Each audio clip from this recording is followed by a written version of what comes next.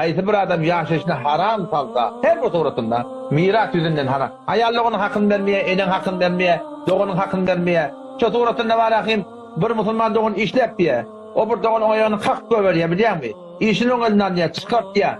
Haysi bir adam, haysi bir adamın hıyanet edip malını haram koşta, şol adamın ne namazı kabul, ne aradı kabul, ne zekatı kabul, hiç bir da kabul olmuyor. Hatta baştaki musulmanların sonra ettiğin doğası kabul olmuyor. Şu ne bileyim? Lokma haram. Lokma haram olan haram, o adamla %100 imanı ettiği yani.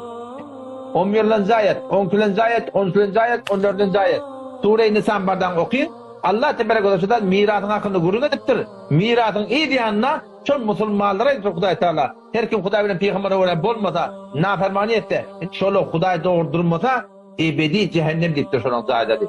O zaman şu daydan Allah bilsen haram. Bilmeyen birinin ayağına kalkıp da ödüğün muğiyet köpektir, çoğun köpektir, bu da haram. Şu duze kelek bilen, reşvet bilen, bırdap bilen, haydi bir hakkını hak etsem, peygamberin nem diye, men gashşe feleyse minne. Her kim hıyanet etti, her bir suratından. O bizim ummetimizden ne deyiptir? Oğa bir dünyada musulman yerler.